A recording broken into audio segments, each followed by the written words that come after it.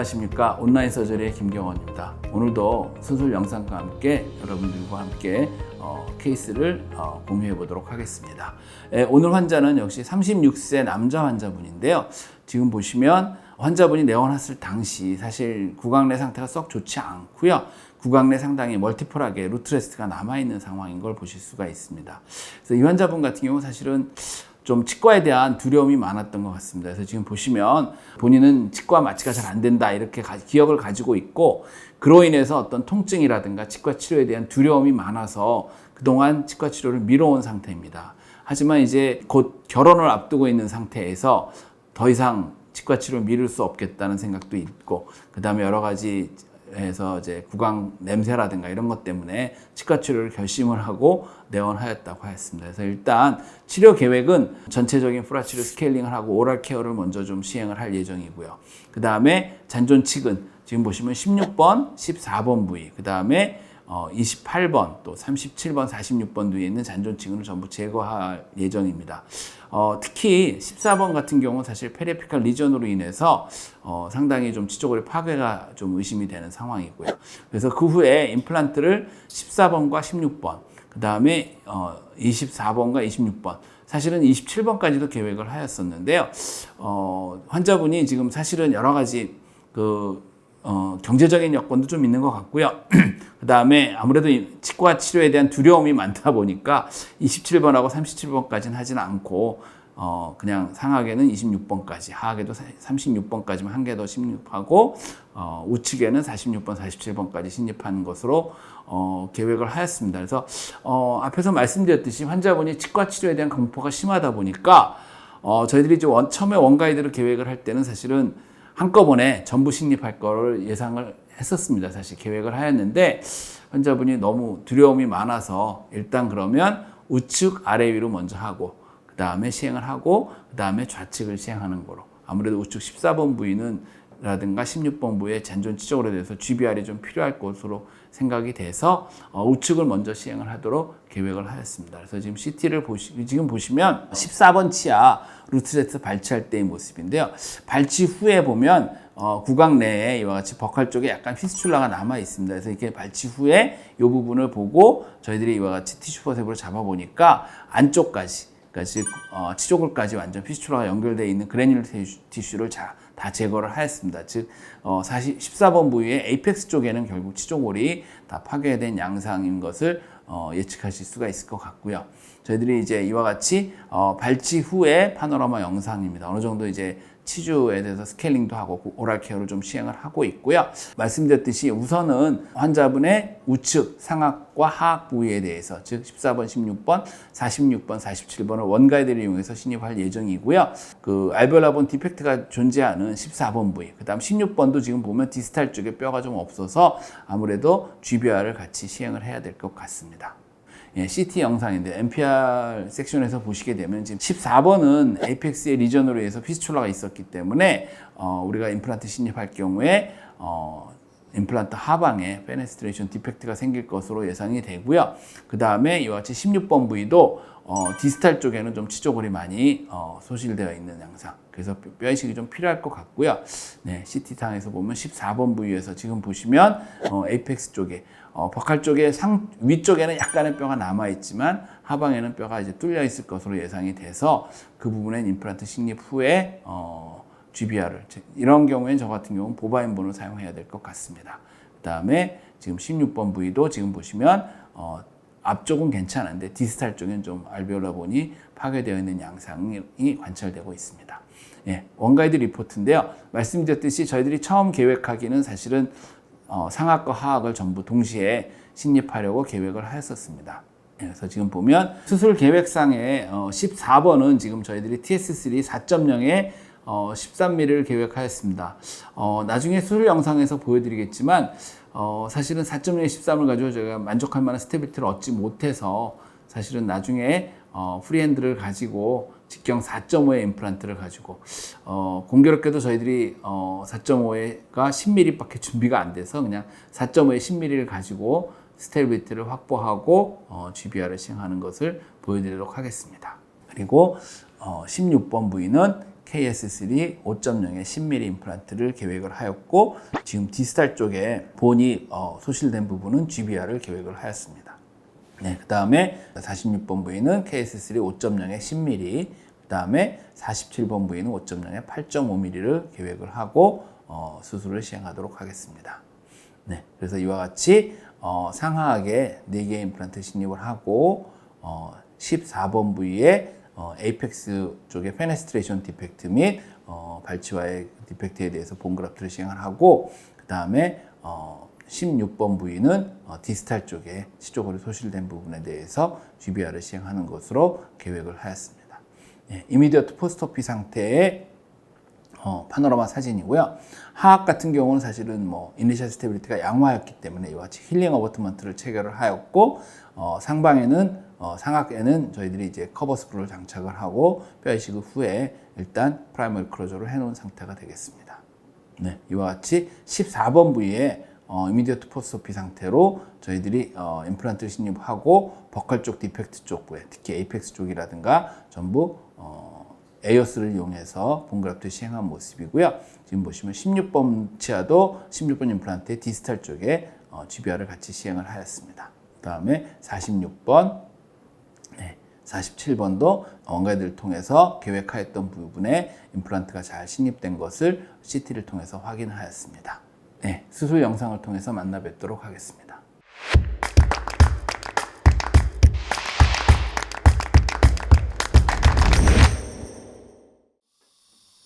예, 저희가 어차피 14번 부위와 16번 부위에는 임플란트 신입 후 GBR을 계획하였기 때문에 아예 약간 팔라탈 쪽으로 인시전을 주고 마이너하게 플랩을 약간 엘리베이션 해서 드릴이 들어갈 정도만 플랩을 제끼고 원가이드 템플레이트를 적용하고 수술을 시행하도록 하겠습니다. 그래서 원가이드 템플레이트를 맞춰서 저희들이 잘 적합이 되는지 확인을 하고요. 그래서 드릴 홀이 들어갈 수 있는 정도 하고, 먼저 14번 부위는 드릴이 미끄러진 걸 막기 위해서 패스 드릴을 먼저 시행을 했습니다. 저희가 패스 드릴을 시행을 하고, 패스 드릴을 사용을 한 후에 저희들이 이제 뎁스 게이지를 이용해서 안에를 좀 확인을 했는데요. 워낙 발치화가 넓고 그다음 본이 좋지 않아서 이니셜 드릴을 아예 소프트 본용으로, 즉 2.2 트위스트 드릴 형태로 된 이니셜 드릴을 사용을 하고, 파이널 드릴도 우리가 3.5 직경의 임플란트 신입과 똑같이 2.2 트위스트 드릴 13mm만 가지고 시행을 하고 임플란트를 바로 식립을 하도록 하겠습니다. 3.5mm를 식립할 때처럼 4.0을 그대로 식립을 하였습니다. 실제로 해봤더니 드릴을 하면서 실제로 워낙 스테빌리티가 좋지 않은 것을 확인할 수 있었고요. 이건 나중에 16번 시술 후에 다시 한번 조절을 해야 될 것 같습니다. 그래서 지금 보면 토크렌치 가지고 거의 스테빌리티가 나오지 않아서 이건 나중에 템플레이트를 제거하고 한번 다시 임플란트를 제거하고 제가 다시 확인하도록 하겠습니다.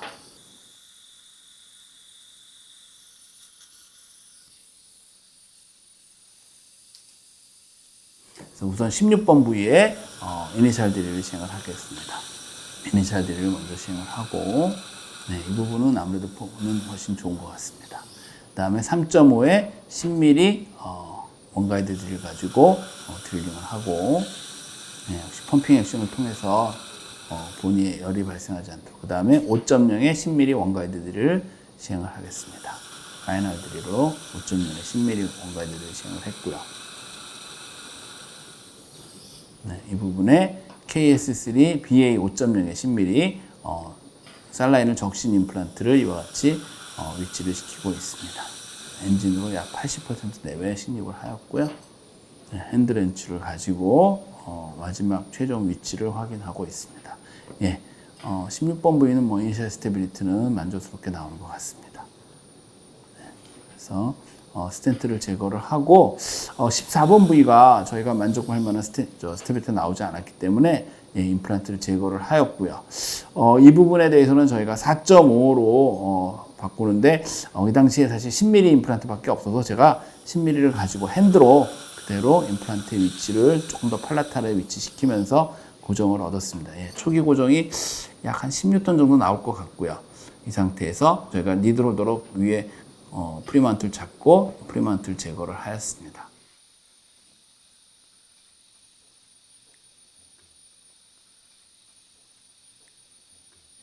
ISQ가 한쪽은 55에 74 정도 나오긴 했는데요. 그래서 좋지 않고 뒤쪽은 뭐 지금 보시면 66, 66은 나오긴 했습니다. 그래서 일단은 그 전부 이제 저희들이 GBR을 시행할 예정에서 이같이 플랩을 열고 버칼 쪽에 있는 페네트레이션 디펙트에 대해서 확인을 하고 일단 커버 스크루를 연결을 한 후에 AOS를 이용해서 보바인 본을 가지고 페네트레이션 디펙트 및 발치와에 대해서 그 다음에 6번 부위도 디스탈 쪽에 본이 없는 부분에 대해서 이와 같이 GBR을 시행을 하였고요. 그 다음에 오스 가이드를 이와 같이 트리밍을 해서 오스 가이드를 가지고 지금 보시면 14번 부위도 팔라텔 쪽에 고정을 하고 해서 이와 같이 오스 가이드로 멤브레인을 덮어주고 그 다음에 16번 부위도 오스 가이드를 이용해서 우리가 GBR 시행한 부분에 콜라겐 멤브레인으로 이와 같이 멤브레인을 덮고 프라이머리 클로저를 시행하도록 하겠습니다. 이와 같이 저 앞쪽에는 저 같은 경우 이제 앞에 있는 치아를 이용해서 앵커 수초를 하게 되면 좀 더 플랩을 약간 압박하면서 지금 보시면 위치가 제 위치 잘 봉합이 되시는 걸 볼 수 있을 것 같습니다. 그래서 봉합을 시행하고 그다음에 뒤쪽에 16번 부위도 봉합을 시행하도록 하겠습니다.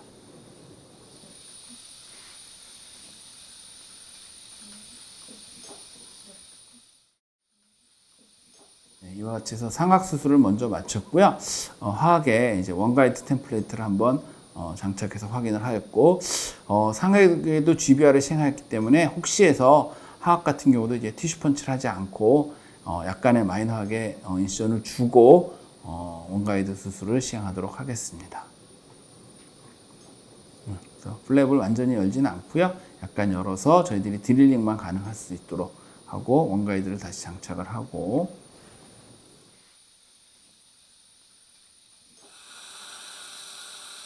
이니셜 드레싱을 하고 3.5의 10mm 원가이드들을 시행을 하였습니다. 3.5를 시행하였고요. 생각보다 조금 본이 단단하게 느껴져서 저희가 일부러 4.5의 10mm 원가이드를 한 번 더 시행을 했습니다. 4.5의 10mm 원가이드를 시행을 하고요. 상악에서도 뼈가 그렇게 좋진 않아서 하악에서는 해서 혹시 해서 5.0은 지금 4.5를 풀랭스로 드릴링을 하고요. 하악에서 5.0의 10mm 원가이드 드릴을 사실은 전체적으로 풀랭스를 드릴링을 하진 않았습니다. 그렇게 하고 이제 임플란트를 인스톨을 시키는데요. KS3BA 5.0의 10mm 임플란트를 넣는데 생각보다 굉장히 뼈가 단단해서 임플란트가 우리가 계획한 것보다 더 이상 안 들어가는 걸 보고 이건 안 되겠다. 좀 더 프레퍼레이션 해야겠다 해서 일단 임플란트를 제거를 하였습니다. 임플란트를 제거를 하였고요. 사실 이제 원가이드 템플레이트 있는 상태에서 제거가 어렵다면 경우에 따라서는 템플레이트를 제거하고 뺄 수도 있을 것 같고요. 제거를 하고 그 다음에 지금 이와 같이 뼈가 단단한 경우에 이제 1-2 테이퍼 드릴에서는 사실 5.5 드릴을 시행해야 되는데 저희들이 원가이드에서는 5.5 드릴이 없기 때문에 이와 같이 코티칼 드릴이 준비되어 있습니다. 그래서 상방에 코티칼 드릴을 이용해서 상방 치조골 상방에 있는 부분에 코티칼 본을 좀 제거를 드릴링을 시행을 하였고요. 그 다음에 5.0의 10mm 원가이드 드릴을 다시 풀랭스로 충분히 드릴링을 하고 임플란트 신입을 다시 시도하도록 하겠습니다. 임플란트 새거 BA 5.0의 10mm 임플란트를 이와 같이 엔진을 가지고 약 80% 아까보다 훨씬 임플란트가 잘 들어가는 거 보실 수가 있고요. 그래도 여기도 생각보다는 스테빌리티는 상당히 좋습니다. 그래서 이와 같이 30N 이상에서 충분히 임플란트가 식립이 잘 되었고요. 그래서 파이널 깊이를 마지막 조절을 하고 그 다음에 뒤쪽 이니셜 드릴은 다시 47번 부위에 이와 같이 이니셜 드릴 시행을 하고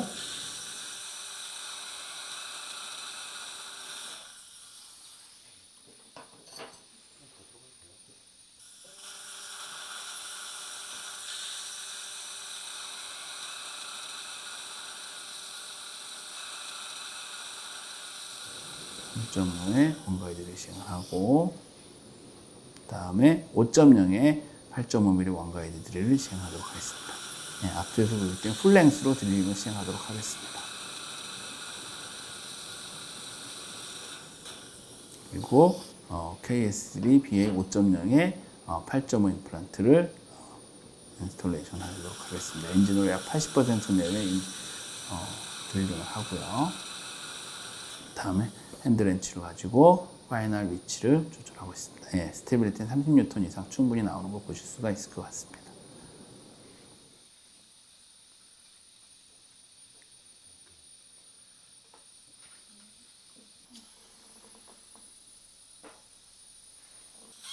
ISQ를 재봤는데요. 제가 지금 46번 같은 경우는 73 정도 나왔고요. 그 다음에 47번 부위는 저희들이 재보니까 스테빌리티가 좋아서 81 정도 나오고 있습니다. 81. 스테빌리티가 좋아서 하악의 경우 그냥 힐링 어버트먼트를 체결을 하고 더 이상의 GBR 없이 그대로 봉합을 시행하도록 하겠습니다.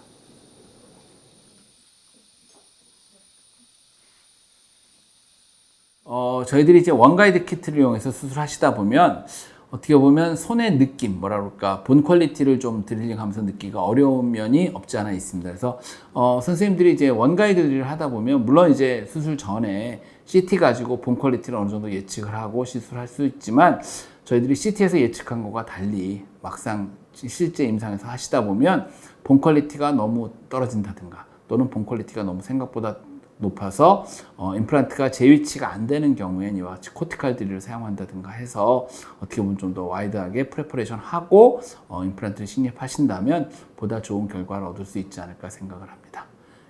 시청해 주셔서 감사합니다.